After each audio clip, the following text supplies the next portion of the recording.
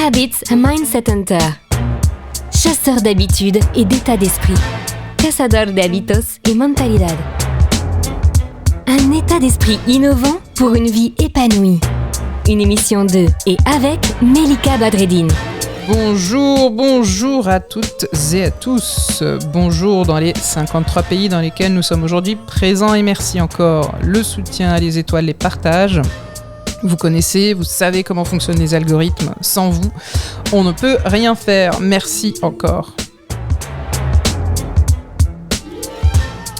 Aujourd'hui, je suis très heureuse de répondre à Sylvie, qui fait partie de notre chère communauté et qui me pose une question. Elle me demande des astuces et des exemples pour savoir si on est déconnecté de notre corps, quelle serait la solution pour guider dans les bons choix pour nous. Comment faire quand on est... Alors, soit quand on est un peu dans la psycho et tout ça, on appelle ça un peu la dissociation. Donc on est dissocié de nos émotions, on est dissocié de ce qu'on peut ressentir dans le corps.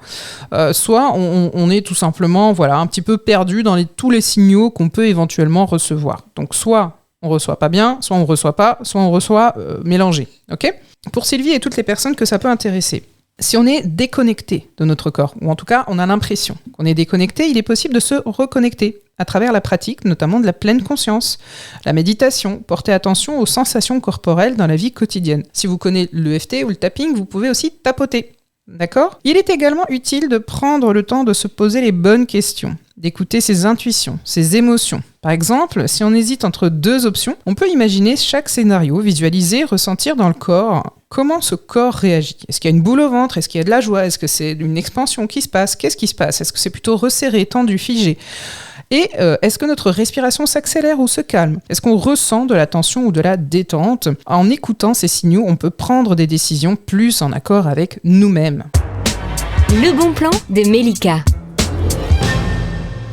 Alors, il y a plusieurs moyens pour se connecter, puisque c'est ça derrière cette question-là, à soi-même et trouver sa voie sans passer par le corps.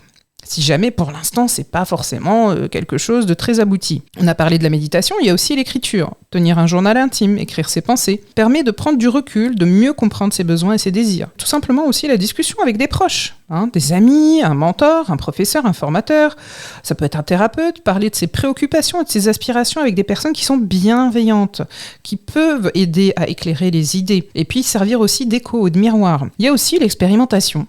Si vous n'êtes pas sûr, j'ai envie de dire, allez-y. Essayez de nouvelles activités, de nouveaux projets. Peut aider aussi à trouver ce qui nous convient et qui nous correspond. Finalement, quand on était petit, quand on goûtait quelque chose, on ne savait que c'était pas bon qu'une fois que c'était goûté. Bon trop tard, mais bon, on a fait l'expérience. On peut aussi prendre le temps d'observer ce qui nous entoure, la nature, les personnes, et ça peut aider à se reconnecter à soi et à trouver les sources d'inspiration.